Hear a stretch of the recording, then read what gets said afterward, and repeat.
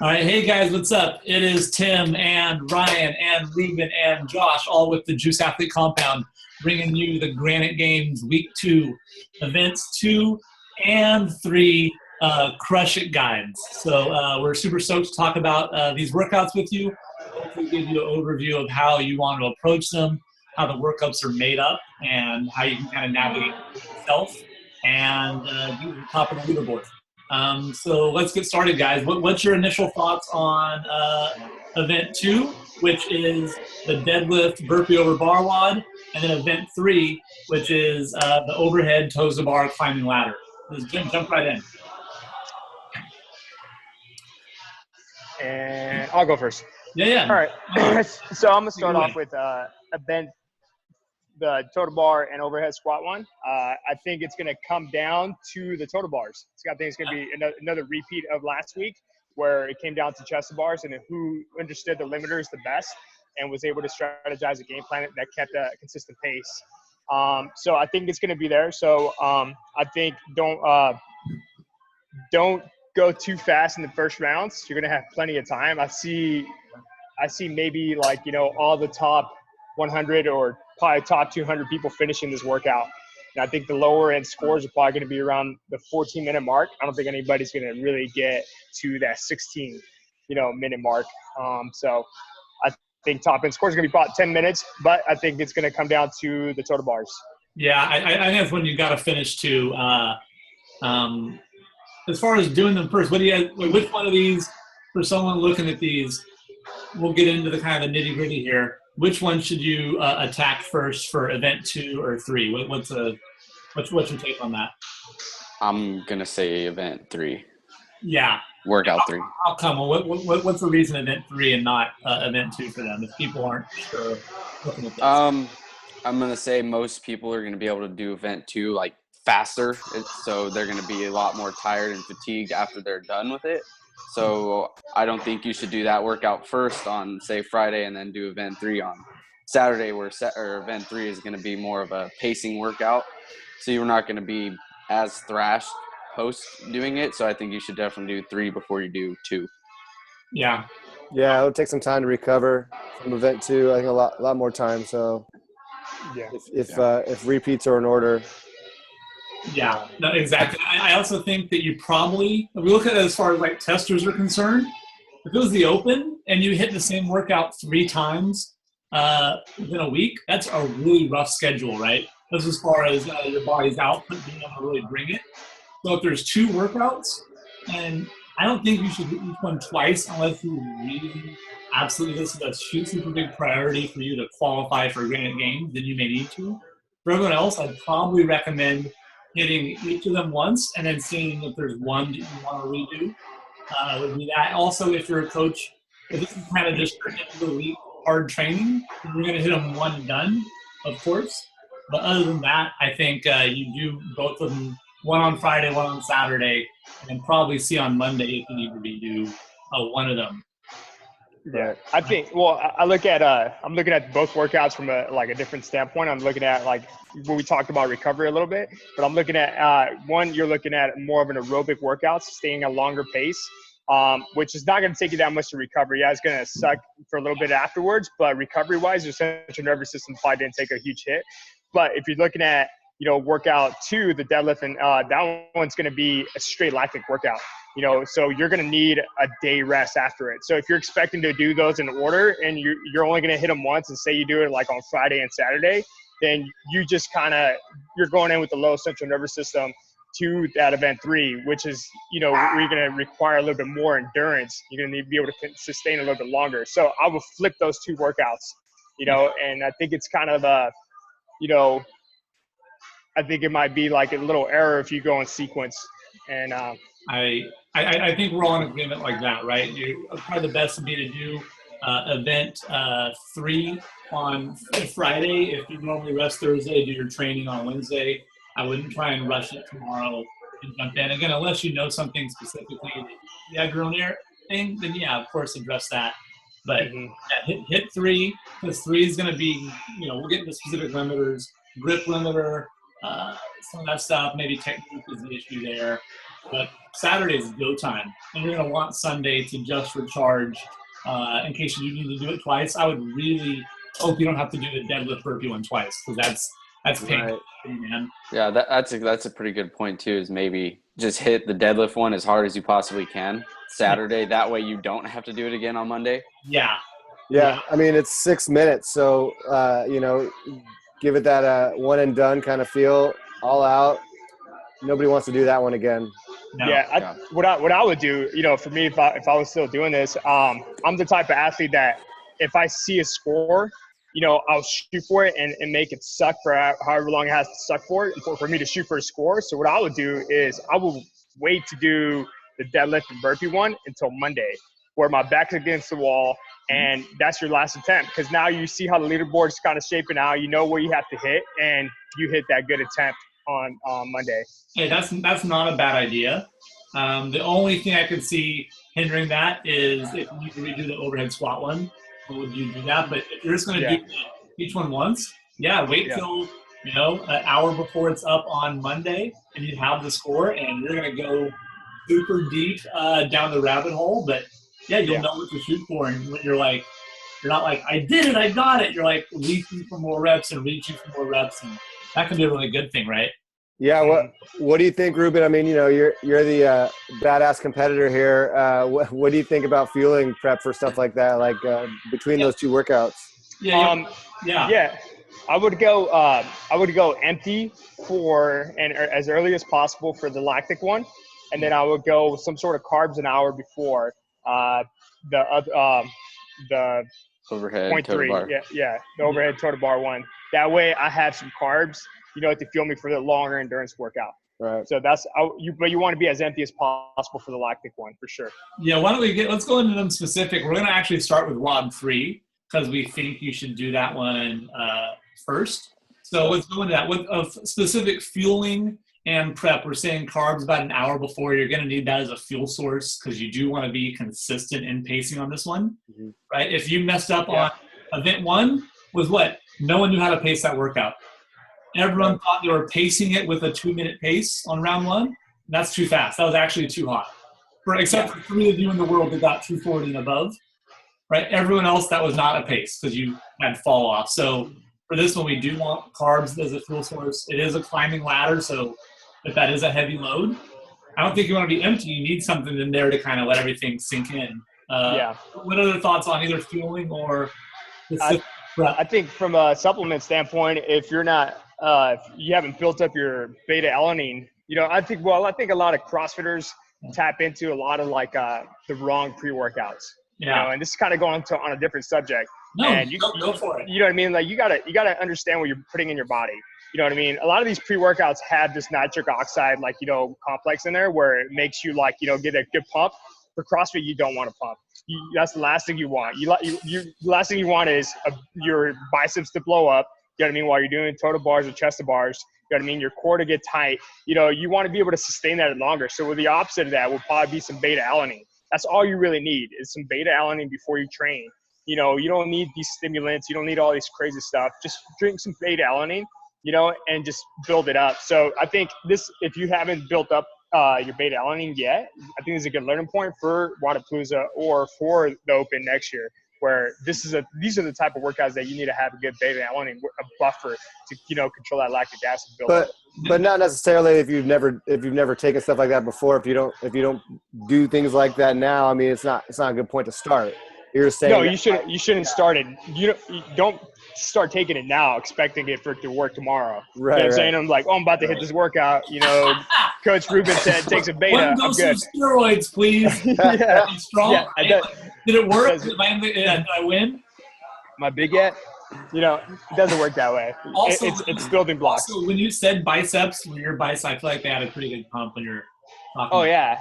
Pretty good. So, let's see. Movement prep stuff for this one. Thoughts on if it's not a lactic, I don't think you need a really we'll get into event two's warm up is going to be pretty hard. For this one, for movement prep and warm up stuff, what are you guys' thoughts on that? I'm thinking for your part A, it's probably some overhead squats, probably build up to maybe like a 70-75%. You know what I mean? Kind of get that muscle memory going. You know what I mean? Like firing, letting your body know, hey, you're about to put some weight overhead. Maybe doing some prep stuff like some snatch press or snatch balance and stuff like that. Maybe, I don't know. What do you guys think? Yeah, some shoulder mobility, some passive. Shoulder mobility. Yeah. I think building up to like not a heavy, but like 75% for like 3 reps beforehand. Just like you said, letting your body know that you're about to do some overhead squats, getting the shoulders broken up. I think that's a good place to start. Yeah, I agree. I think getting all the chain, because you're going to be here for overhead squats and then here for toes to bar. You're going to be there a lot if we're not good in the thoracic spine, upper back, through the shoulders and stuff. Is going to be really tight, and everything's going to start to sink up on you. Yeah. I think we want to make sure that is good and we're as mobile as you are able to. For those that do like 2 sessions, could they implement, like some movement prep stuff in their AM piece before hitting this? Extra stuff to get the shoulders opened up. Oh yeah, I mean, especially look, the more that's an issue for you, the sooner we want to attack that, right? If you're one of the girls in the games that have that super awesome mobility and you can do full skip overhead squat, and you're like, right, yeah, you can probably show up and do it. But if you're a guy who comes from a desk job, this is going to be a very tough workout for you. I would probably do some proprioceptive movements in the morning, even just to get your body going and open of that. And you're saying, low level, loose all day. We want to attack that the day before. Constantly working backwards so you're in a space where you can approach that. I think if you have an office job, you should take a PVC pipe to work. Yeah. And just randomly start doing some, pass-throughs. Well, some overhead squats. You've already told everyone in the office you do CrossFit. Yeah. Everyone knows. You've invited everyone to a buddy day. Everyone there is annoyed by you on some level. They may not say anything. Yeah. You're like, hey, just getting ready for the Granite games, Wad. And like, yeah, we know. Yeah, we get it, Dave. Yeah. And there's going to be Dave with an office job watching this, like. Yeah. How do they know? Let's see. Last thing I'll say for overhead squats in the warm-up, I would do them slower. Stand up, but pause at the bottom, maybe pause at the top, because you don't want to start adding reps to this workout. Right. Yeah. Overhead squats, depth shortens up as that chain gets stretched longer from the keys to the end of the arms. Depth gets harder for people. So right. You're down, up, hips all the way open, so everything's clear. There's not that many reps for overhead squat, and it's lower, so make them count. Yeah. You're looking at 72 with increasing weight. Yep. As we go on. So. Yeah. I think it's very doable to do all those reps unbroken. Yeah. I think 185 pounds. I think if you're a competitive athlete, 185 shouldn't be a problem at all. That should be like 185 is like the new 135. Yeah, it's 2 rounds of 6 like that. Yeah. Yeah, exactly. So you should, and for only a few reps of it, I agree. And look, you're going to have a break on toes to bar. Yeah. Yeah. If you have to break up those 6, then picking it up is going to be heavy, so. It's just extra work. It's right. You're adding another clean or a snatch or however you're picking it up. You're adding more movement to the workout. Just hold on to the bar and just, grind it out. It's only 6 reps. Right. At the least, and then 12 reps at the most with 95 pounds, which, that's, a little heavier than Ryan. So I think anybody could do it. It's true. Yeah, and that's coming from one of the top team competitors in the world. So that's important. Let's talk about kind of approach to the stuff now. It's kind of the movement prep issues, fooling approach to the workout. Let's start with any movement issues there. For anyone, what are things we want to look out for people in this? What do you mean, like endurance, like muscle endurance, like local endurance? Muscle endurance, like they have crappy extension on here, depth. Those are some of the issues I think we're going to see. For me, like what I'm going to tell my athletes is, a lot of people are going to get stuck in the whole mindset of, oh, it's 12 total bars, I can go unbroken. You know what I mean? Right. But, like, it's cool, man. I get it. You could go unbroken. I don't – you know what I mean? The workout is not – like, how many rounds can you go unbroken at? You know Yeah. what I mean? If you want to get 3 rounds, then let's go unbroken all day. But what I'm telling everybody is nobody's doing higher than 4 reps at a time. You know what I'm saying? If you're a really good gymnastics person, then you're going to do 4 reps. But the way I'm going to be strategizing for my athletes is that's where you're catching your breath and that's where you're resting. You know what I mean? Because you're able to hit 4, drop down, and the way I like to train people is don't think of seconds, think of breaths. You know, take 3 deep breaths and emphasizes getting oxygen to your brain, into your lungs, right here, and then jump back up on the bar. That should be your pace. You know, because when you're on an overhead squat, you're automatic. You're not going to be able to breathe because you're already in time under tension the whole time, and we're expecting to go do those unbroken. So you can't go from there and then try to go 12 straight, so that's too much time under tension. You're eventually, that's a lot of time without your body getting a lot of oxygen, so you're going to have to take a long break. You know, in this workout, you only got 4 minutes per round that, you know, if you take a 30-second break, then you're already chewed in to a lot of that time, you know. So you're saying you think for 2 rounds of 12, you think 6 sets of 4, huh? Yeah. Okay. Would you recommend anyone going over 6 reps at a time? I mean, I think the top end scores are probably going to exceed 6s. Maybe do the first rounds unbroken. You might get some people try to go unbroken the whole round, but I think top end scores will be able to hold the 6-6.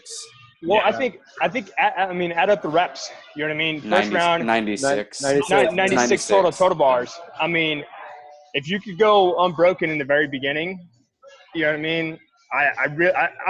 My thing is, unless you're Rich Froning or Matt Frazier, then you shouldn't do more. You shouldn't do anything unbroken in this workout. Yeah, No, right. I agree. I think even if you're a top end competitor, it's playing the long game. The first 2 rounds or the first 4 rounds are think of it as a buy-in for the last 4 rounds. Does that make sense? You know, you should treat those as, okay, how much energy can I conserve? And I always tell my athletes, so once that 8-minute hits, that's when the workout starts. That's when you can start going, you know, and you really start going balls to the wall, right? Or, you know, even at the 10-minute mark, you know, but by the 10-minute mark, I'm projecting a lot of people being done already. Yeah, you know, but that's where I think top end will be, yeah. Yeah. So I'm thinking as soon as that bar gets 165, then that's when the workout starts. And that's when you start ramping it up. So there's no point of ramping it up and doing 12 unbroken total bars in the first 2 rounds when you're going to get through that anyways. Yeah. Some people might argue that, well, the weight's lighter, so I can go 12 unbroken. Exactly. But then you got to ask them or yourself. Well, like you said, that is the a trap, workout right? doesn't start until 165 anyway. So Right. Yeah, I mean, and for people, can they do which of these movements can they do? Have they made aerobic, right? Right. If you're a heavy hitter, maybe the overhead squat is aerobic for you, and maybe you're a bigger athlete. That's the easy part. And then toes to bar, you got to work and do there. For most people, I'm going to guess at the top, the toes to bar is the movement they've made more aerobic. So that's like the recovery piece. They can break that up. And like Ruben was saying, now we can push on overhead squats. We'll be under time under tension longer, but good. Hold that bar up there and work. And yeah, maybe it will be a longer set, but you don't want to drop it, clean it back up, bring it behind your neck. You know, right? What do you think about squat snatching the first one? Any advantage? I think, the weight's light enough that I think until you start getting to like 185, right? I think that's when you start cleaning it and then putting it behind your neck and then pressing it out. Yep. But I think 95, 135, 165, I think everybody should be able to squat snatch that under fatigue and without it taking too big of a hit on the CNS. Yeah. But, you know, going back to the last point is think of it as like, if you go too deep on the total bars, then you're going to have to break somewhere. And if you break on the overhead squats, then you're adding more work. Right. But if you break on the total bars, you're not adding more work because there's no penalty for that. You don't have to do another clean. You don't have to do another snatch. You know what I'm saying? So all you got to do is jump and grab the bar. If you do screw yourself on the toes of the bar, you're not going to have the time to recover in that workout time. Like it's over. Mm-hmm. You know. Right. Yeah. Good point.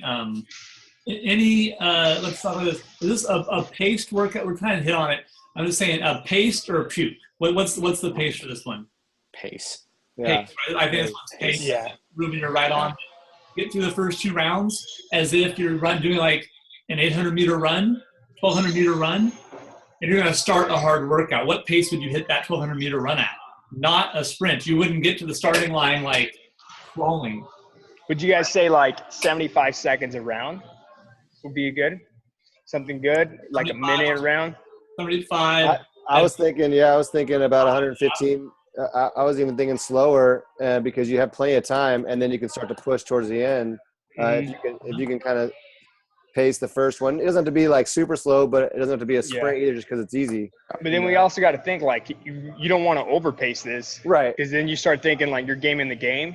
When like you know what I mean, you're getting to like the 185s, and you're like, man, I can still keep going. Well, the workout's over. You know what I mean? Like you don't. So you want to like, I think maybe like 75 seconds is at the slowest. You know, if you're not able to sustain that, then we're probably not looking at being, you know, top 50, you know, top 100 scores. So then we probably start looking at 90 seconds or, you know, maybe even deeper than that. But if your gymnastics skills are good and you're pretty strong overhead, I think maybe 75 seconds is probably something realistic, and then revving it up once you start getting to the closer to the end. Yep. What about a changing the weight strategy? I think that's smart too. That's your rest time. I think, but you do it after you squat, the last set of squats, or after the toes to bar. What do you think? I think it has to be once your round's done, or else you're gonna start chewing into your time over. Right. You know what I'm saying? Because your time doesn't extend unless you're done with the total bars. So if you start switching out your weight before your total bars are done, that's a good point. You're taking out time of your round. So get the total bar done so your time extends. Yeah. Yeah, I don't know what happened to my screen. Can you guys hear me? Yeah, we got you. Let's keep going. Okay, final thing. I'll get back on screen somehow. How do you think top time will be, and girls or guys will have the top time? Oh man, I don't even know. What's the girl weight? Well, I think the top girl time is going to be higher than the top guy time. Girls generally have better overhead position. A little bit smaller, a little bit lighter, can be a little bit more proficient at toe to bars. That's sexist. It's I'm just kidding. It's how it works, man. I agree. I don't know if like the bulk of women will, but I think like the higher scores will be. Just for those reasons alone. I mean, the top weight for women is 125, and most girls that they're going to crush the last bar. So yeah, I mean, their muscle endurance on those overhead squats is they're more efficient on that, you know. So I would agree on that. I think, and especially like you said, gymnastic movements with toe to bar. I mean, smaller chain, you know, to get the rep. Yeah. So. Yeah, word. I agree. I'm here from beyond the grave. I don't know how to get my thing back. I'm logging on a new computer. Yeah. We can see you. You guys can see me? Yeah. Okay, I can't. I'm not on the camera then. And it says it's still recording. Oh yeah, we're recording. We're good. Let's get into workout number 2, the one we should do second, the 666, the devil's workout here. They planned for us. Well, what are your thoughts on this one? We said this is the lactic one. This is the nasty stuff. Let's go for it. Let's jump right in. Well, like we talked about, definitely no eating, probably at least 2 hours before. Yeah. Right. Yeah, I think this is first thing in the morning kind of thing. Try to do fasted first thing in the morning, just knock it out. Got I agree.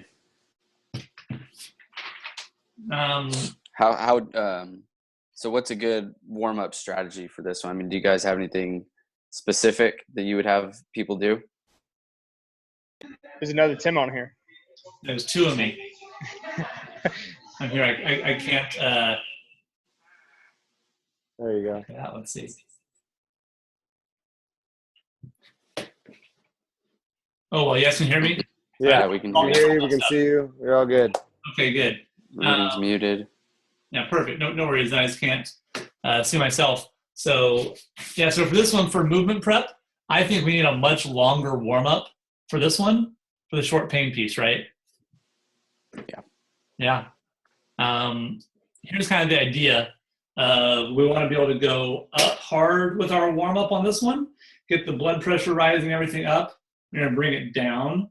So then the second time through, we go through a little more consistent, right? And when you do the WOD, it's going to be there. So that's kind of the bigger view on the warm-up for the lactic piece I think we need to do.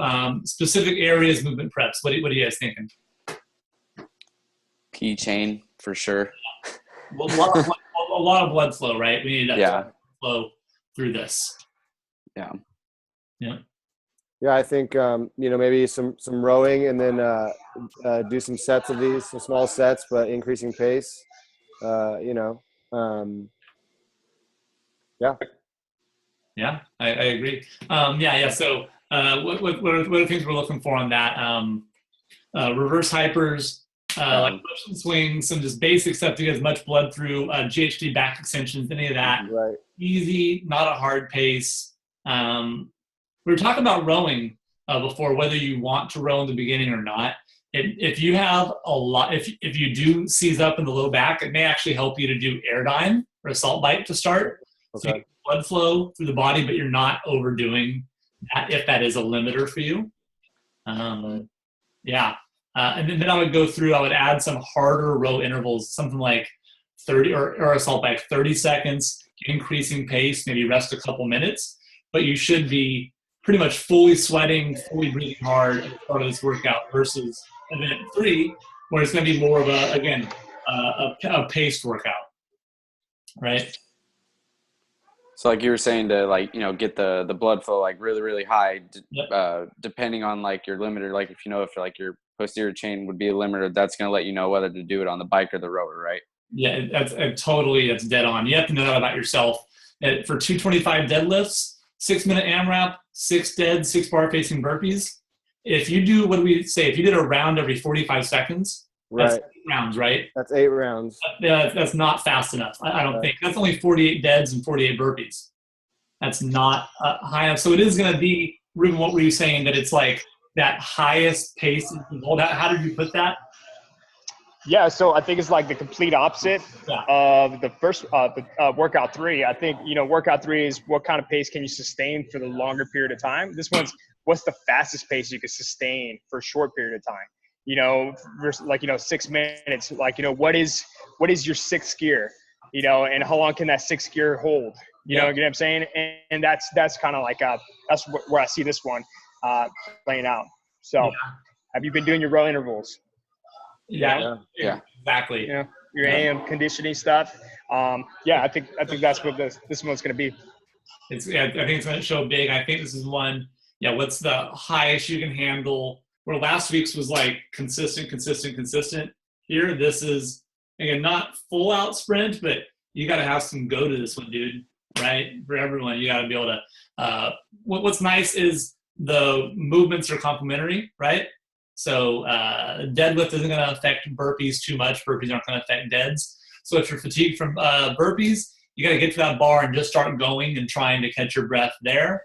And vice versa. Deads, if your low back's a little hot or anything, your grip's hot from this, I mean, maybe it won't be, but then you're just going to get to burpees and get working. And that's how it's going to be lactic, because that turnover is going to lead to incomplete oxygen exchange. Yeah. That's CrossFit. It hurts. Like, I think this is the sport you sign up for. It's going to hurt. Don't be caught off guard like, oh, man, that workout hurt. Oh, yeah, no crap. It's going to hurt. Yeah. This reminds me when I was in the military. When I was a combat instructor, we used to teach knife fighting. And this is what I tell people is this is kind of like knife fighting. You know what I mean? The first rule of knife fight, understand you're going to get cut. You're going to get stabbed, and you're probably going to die. You know what I mean? If you come to terms with those things, then when it happens, you're not in shock. Right? So when you go into this workout, understand it's going to suck. Understand you're going to be on the ground, rolling around, gasping for air. Your legs are going to go lactic. It's just going to suck. It's pain cave, right? It's what, what famous guy says, it's the shit, right? So that's exactly what's going to be happening. So you come to terms with it and you understand you're about to go dark and go into that pain cave, and then you should do well in this workout. So some extra mental preparation for this one. Yeah, self-talk. Yeah, and that's again, if you're not doing that in your lactic interval training pieces, that's the real advantage of that. Because look, people have the capacity, but are they really expressing their capacity? Because halfway they go, oh wow, this is not fun anymore. About minute 3, right? You're about Yeah. 5 rounds in, and you're like, I'm doing it. Oh my Mhm. God. And if that voice gets too loud, that's really, I think we're going to see a lot of people who have really like iron tight mental games are going to do well on this one. I think the reference back, think back of the Open 17.5. This you're going to get the same exact pain that you did in 17.5 that you did in this one. With that said, I think my projections are going to be anybody that did really well in 17.5 is absolutely going to crush this one. It's the same exact system, and it's pretty much complementary. It's the same exact thing. Yeah, I agree with that. I think I think the warm up is going to be key though, especially not just for getting warmed up properly, but also learning like what it's going to feel like, so you don't come out so hot that like you fall off in 3 minutes and your rounds turn into like minute rounds. That could be a disaster. So speaking of warm ups, a lot of my athletes are like, why do we have such a long warm up? I feel like this is a workout before the workout. I was like, yeah, that's exactly what I want to do, because I want to, for my powerful athletes, like for workout 2, what are you gonna do if you're a powerful athlete? You're gonna go in treating it like it's WOD 3, right? And you're gonna die out after 3 minutes. So what I'm doing is I'm damping you down. I'm kind of like getting you. Yeah, that way when you go into it, you're already a little bit tired, so you're gonna go into the pace that you need to do. For this one right here, same thing. Like we said, we probably need a longer warm up, just so you get the blood flow going a little bit better, and then getting that system already wrapped up. What were we talking about this morning, Tim? Where we said, you want to get when we do the repeats with, when we did that camp, we did the repeats, and our first one's always a little bit higher, and then the second one starts getting consistent after that. Right. That's where you want to start your workout. We wanted that part where you're spiked. That way, when you come down before you do it, the next time you don't spike, you don't keep spiking up as the first time the spike, then you come down, and now that your body's all full of the nastiness, it's like this. There's a lot of pre-work. You hear how much pre-work was in this one, of prep, of coming in empty gut, coming in mentally focused with that. And like I think Ryan said, the downside of the mental focus can be that you come in so, I'm not backing down for nothing, that the first round's 26 seconds. Right. Yeah. So it's, again, what's the highest level you can hold? Where week 1 was, again, for most people, a 2.5-minute round would have been a really good pace. That would have been about 5 rounds. That would have been a good score. 5.5 rounds would have been really good. So maybe a 2:15 pace would have been great. This is the opposite. It's what's the highest that you can really hang, and that's going to be maybe 35 to 40 seconds on here. Energy system is going to be the main issue. Pace or puke? What do you think? Puke. Puke. Go I'm puke. saying puke. Shit. Shitty shit. Yeah. Shit. Specific movement stuff. Bar facing burpees. This is going to be the longest time part of the workout, right? So if you're someone who's taking extra steps up, that every rep you do that adds up. 1 second, 48 reps. That's almost a minute of extra work you added in a 6-minute workout. You're not going to do it. Yeah. So you've got to stay diligent on your work. You have to stay diligent. Right? That voice is loud. Good. So for someone who may not be able to hold like a 35 to 40 second, right, and they can only maybe hold like a minute, you know, without having this big fall off, should they do like a step down like the step up, step down? Yeah, 4 second burpee, bar facing burpee is not bad. I mean, that's exactly. Versus 3, 3, 3, and it's a little too high. 3, 3, 4, 4, 5, 5, 6, 7, not like that. Cry on the side for a while, come back, finish up a round, right? You can't do that pace. So it's what's the highest you can hold relative to your skill set. Right. That is, burpees aren't a strong point. Step down may be good, but just know that's going to be hard to be in the competitive range on this workout. Yeah. What do you guys think about this? Where say you do step ups in the beginning, to pace yourself. Yeah, you're still going to be moving pretty fast, because I mean, some people could do a step up relatively fast, and then towards the back end of the workout, once the last 3 minutes, that's when you rev it up and you stop doing step ups, and you dig deep and you start doing regular burpees when you hop up, jump over. That way, because the way I see it is, if you do a step up, say it takes you if you have a pretty fast step up and it takes you 2 seconds to do a burpee, right?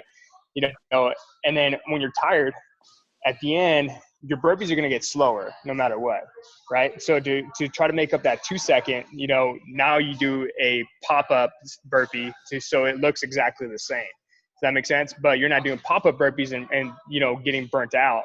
You know what I mean?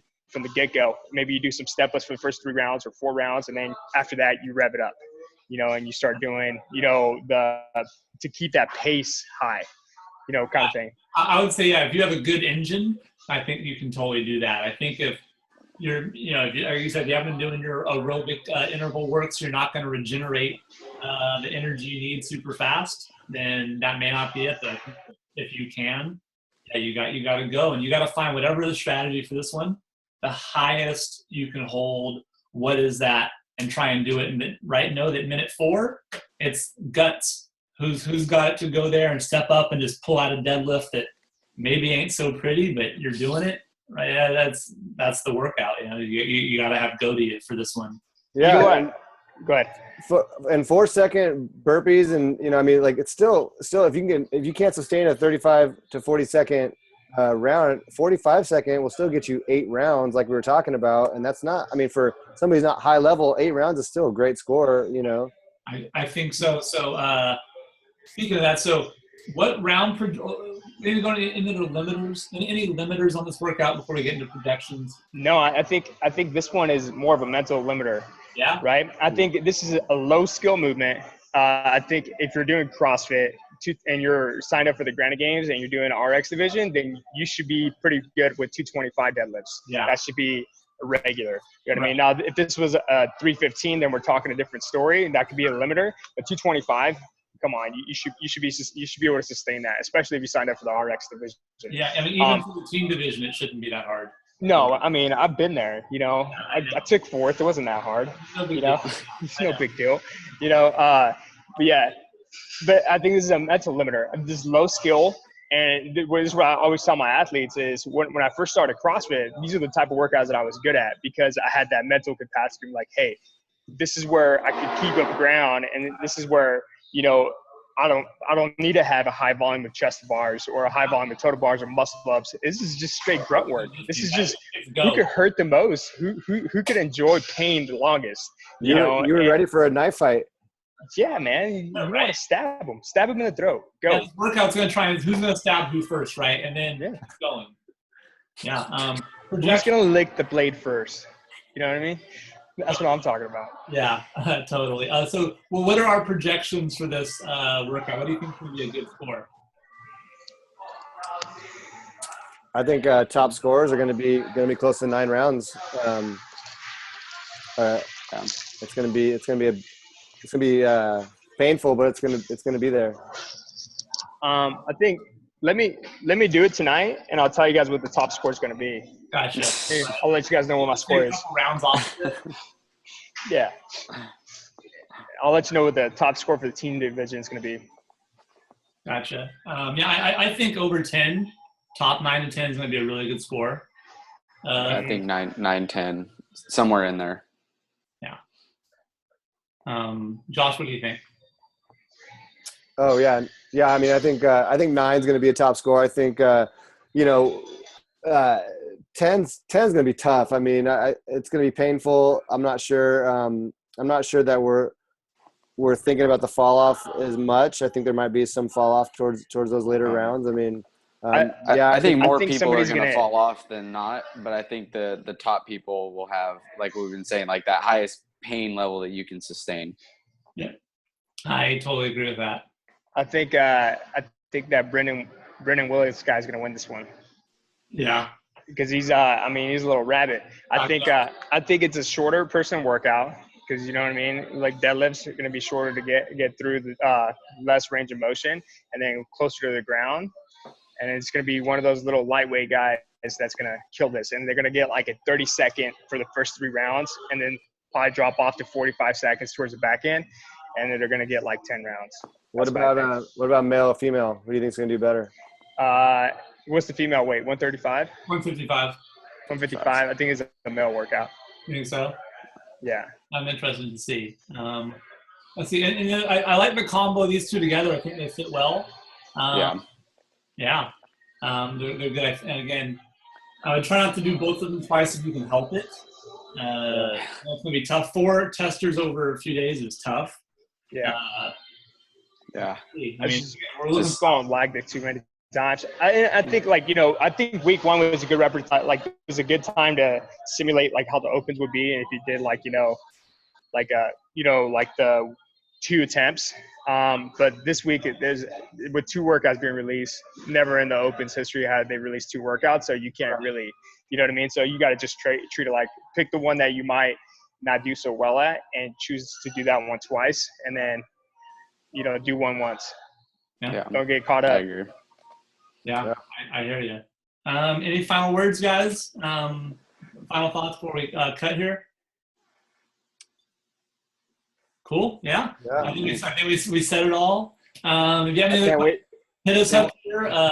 Email us, the juice, or leave the comments below, or message us back, and we'd love to help you guys figure out a little more about your own specific issues or anything. We can help you with that. And let's crush it this week, okay? Yeah. All right, guys. That's all I got. I'm going to stop the recording.